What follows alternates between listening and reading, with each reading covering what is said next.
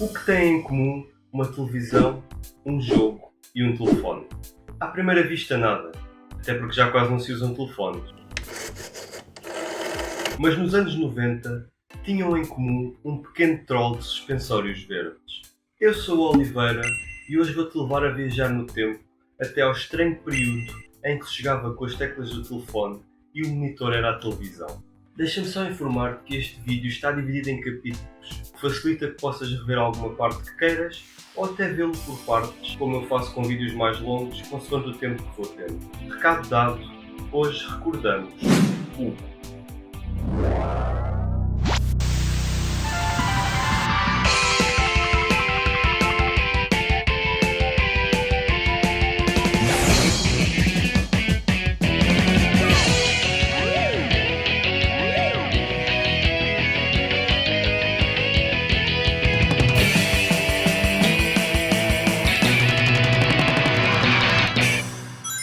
'Os anos 80, 90 e 2000 foram importantíssimos para o mundo do gaming. É durante este período que se dá a sua grande expansão e que se torna normal ter uma consola em casa. Nintendo, PlayStation, Sega, Xbox, todas fizeram parte deste grande boom. O que também estava em alta era a televisão, sendo o principal meio de informação e comunicação, estava em expansão desde a sua popularização por volta dos anos 50, com programas novos constantemente a nascer e uma vertente de entretenimento cada vez mais presente. Não demoraria muito até os mundos se cruzarem, e assim foi. É entre programas como o Templo dos Jogos, por exemplo, que nasce Hugo.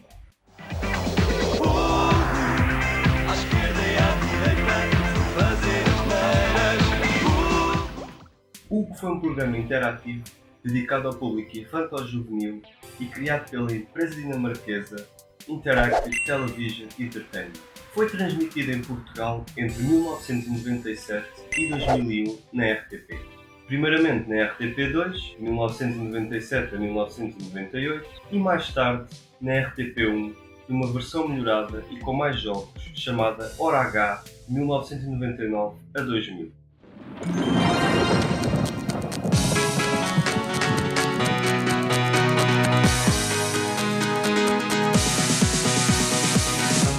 Por fim, segundo o site Desenhos Animados dos anos 90 e o site da própria RTP, em 2001 o programa retornaria à RTP2 com Hugo, o regresso. Mas o que tinha isto de tão especial? Claramente não era a qualidade gráfica, mas acho que na altura era aceitável. Como já deves ter percebido, ou talvez ainda te lembres, este não era um jogo comum. A grande peculiaridade é que era jogado com as teclas de um telefone. Mas como funcionava isto?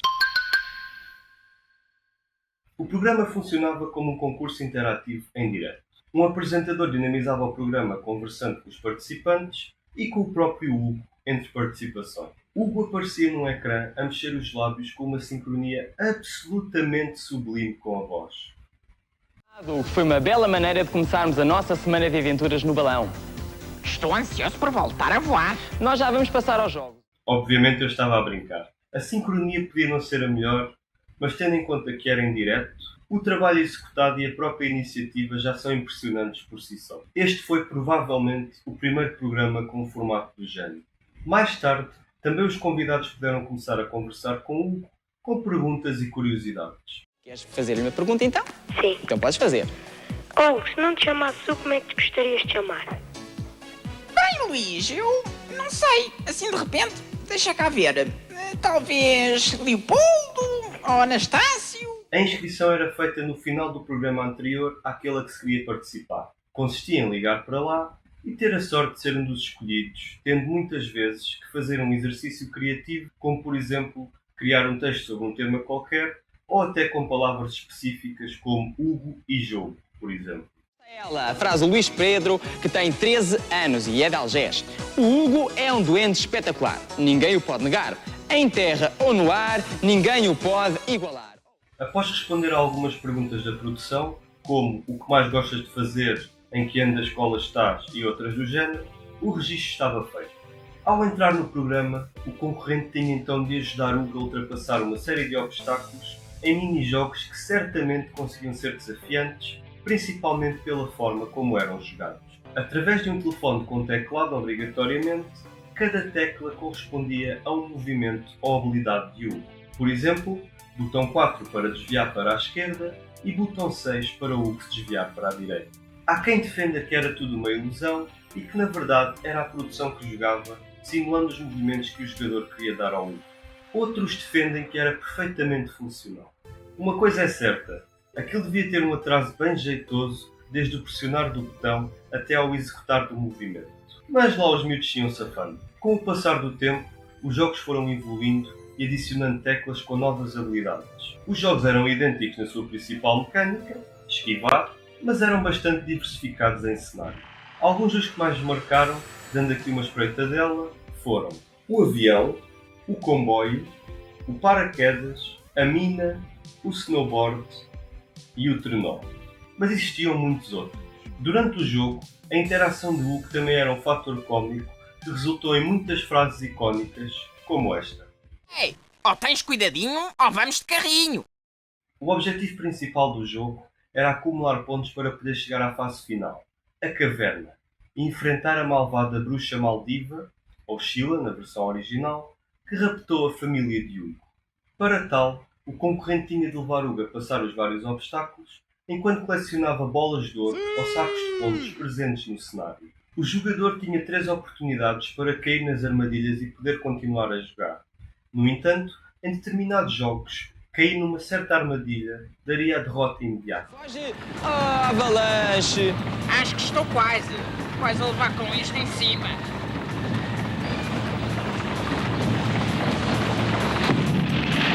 Chegando à caverna, existiam 3 opções que decidiam o final do jogo. Estas opções eram representadas por 3 cordas, sendo que 2 delas permitiam ao Hugo salvar a sua família e o jogador ganhava o jogo, mas a outra fazia com que Hugo fosse projetado da caverna e o jogador perdia o jogo. Ali vai o Hugo. Vamos ver. João, a corda enfeitiçada. Eu já volto. Yahoo! Segundo a Wikipédia, o programa era transmitido de segunda a sexta-feira às 18 horas. Ainda que eu tenha memórias do ver de manhã, mas talvez sejam memórias falsas ou talvez tenha repetido mais tarde no outro horário. Ao todo participavam 4 concorrentes por emissão. No final de cada uma era feito um ranking de participações consoante as pontuações ganhas. Caso houvesse empate, contava a ordem de participação. Todos os concorrentes ganhavam prémios consoante as pontuações que obtinham. Esses prémios iam desde roupa personalizada do Hugo a uma PlayStation ou um computador. Mas então, o que raio queria a bruxa Maldiva com a família de Hugo? Nesta parte, tenho de confessar que não me lembro da história, se é que ela existe. Por isso, vamos fazer o que não é recomendável e confiar exclusivamente no Wikipédia. Isto porque, caso não saibam, o Wikipédia é uma enciclopédia livre que pode ser alterada por qualquer pessoa.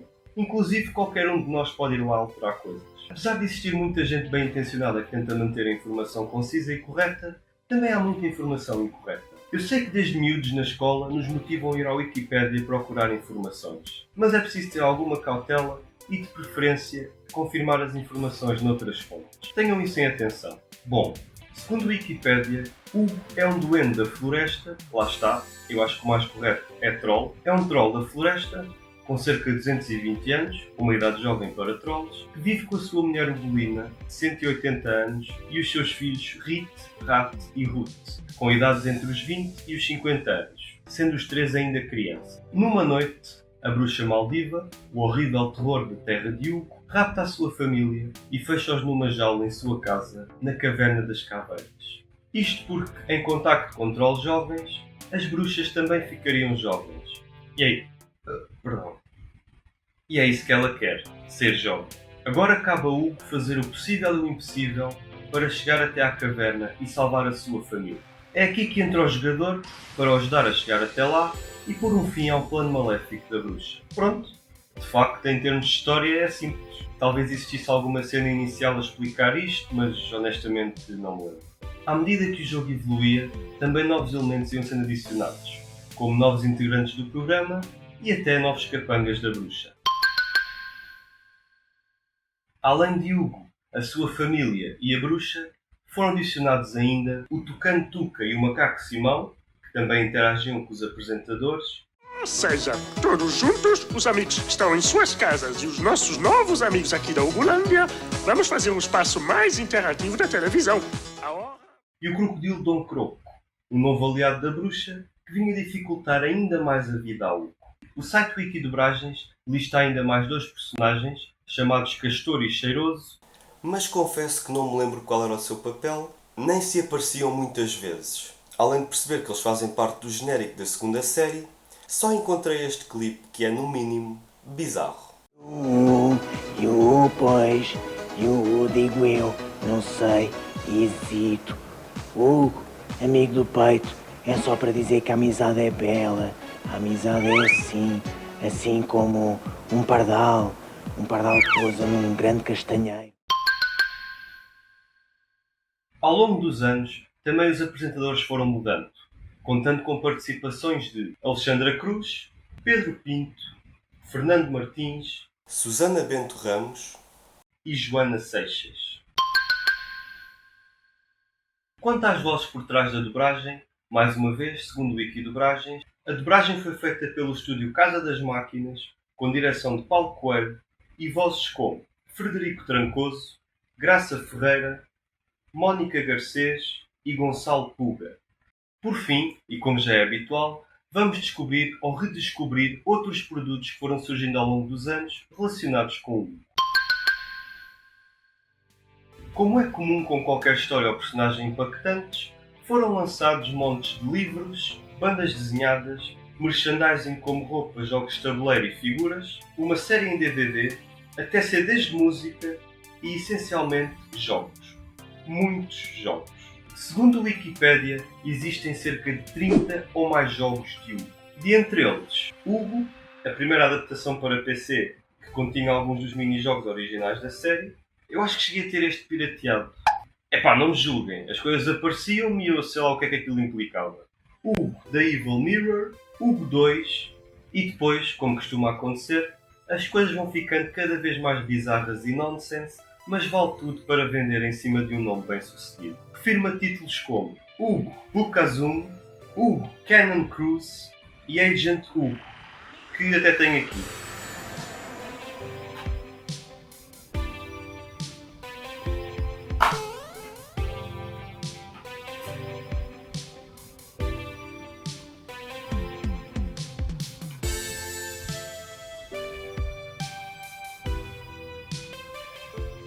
Mas claro, onde as coisas geralmente passam mesmo o limite da lógica é no mobile game. Epá, mas o que é que se passa aqui? Vale ainda referir que a ideia de um filme chamado Hugo and the Diamond Moon foi ponderada em 1999, mas acabou por ser cancelada. Um pouco mais recente, em 2013, foi também anunciado um filme de regresso de Hugo, com direito a trailer e tudo. Mas tendo em conta que já passou tanto tempo e nunca mais se falou nisso, é provável que a ideia tenha ficado na gaveta. E digamos que não parece que a reforma tenha feito bem a Hugo. Talvez o continuemos a ver em algumas produções ou loucuras esporádicas, como algumas destas, mas o que é certo é que a sua febre foi há mais de 20 anos e foi graças a um programa único. Este foi o vídeo de recordação a Hugo. Se chegaste até aqui é porque gostas de recordar os títulos que marcaram a história do entretenimento e possivelmente a tua infância. Sendo assim, convido-te a subscreveres o canal, pois ainda temos muitas coisas a recordar, discutir e novidades para descobrir sobre o mundo do entretenimento pop. Ao subscrever, podes ficar a par do lançamento de novos vídeos. Aproveita para comentar se te recordavas de Hugo, para dar a tua opinião sobre o vídeo ou até para sugerir um título que gostavas que eu recordasse aqui. Quem sabe esse possa ser o próximo selecionado. No ecrã final vou deixar a sugestão de um vídeo do canal Cineblog, também é sobre o Hugo, onde tem informação mais condensada do que a minha e explica muito bem a parte técnica da conexão entre telefone e computador, que eu não abordei tanto. É um vídeo bem interessante e bem conseguido. Eu sou o Oliveira, estás no Caverna Pop e eu conto ver-te no próximo vídeo. Tchau! É tramado, mas este jogo está acabado.